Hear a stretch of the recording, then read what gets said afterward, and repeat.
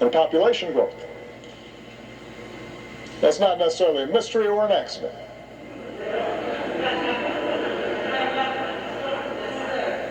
It was an attack on what John fought for. It was an attack on our democratic freedoms. And we should treat it as such. If politicians want to honor John, and I'm so grateful for the legacy and work of all the congressional leaders who are here, but there's a better way than a statement calling him a hero. We want to honor John?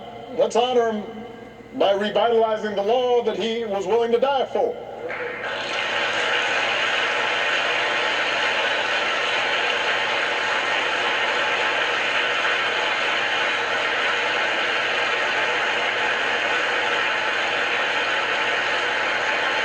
And by the way, naming it the John Lewis Voting Rights Act, that is a fine tribute. But John wouldn't want us to stop there, just trying to get back to where we already were. Once we pass the John Lewis Voting Rights Act, we should keep marching to make it even better, by making sure every American is automatically registered to vote, including former inmates who've earned their second chance.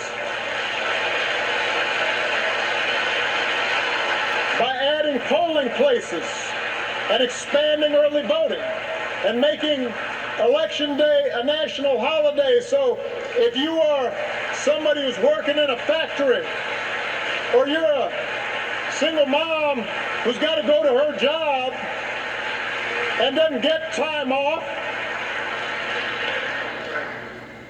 you can still cast your ballot by guaranteeing that every American citizen has equal representation in our government, including the American citizens who live in Washington, D.C.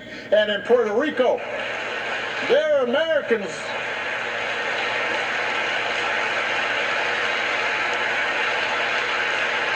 By ending some of the partisan gerrymandering so that all voters have the power to choose their politicians, not the other way around. And if all this takes eliminating the filibuster, another Jim Crow relic, in order to secure the God-given rights of every American, then that's what we should do. Now,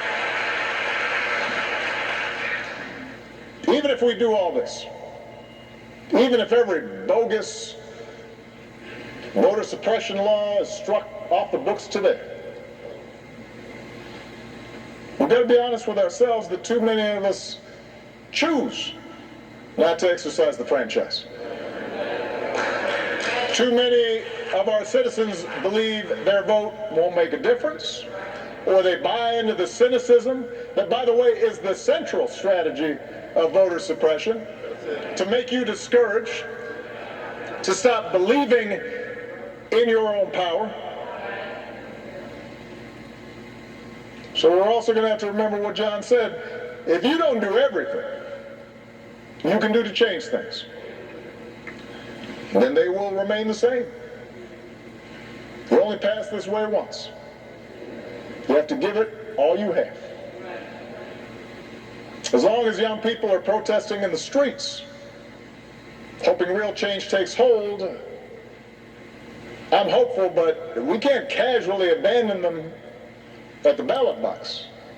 Not when few elections have been as urgent on so many levels as this one.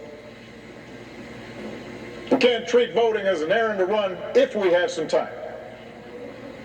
We have to treat it as the most important action we can take on behalf of democracy. And like John, we have to give it all we have.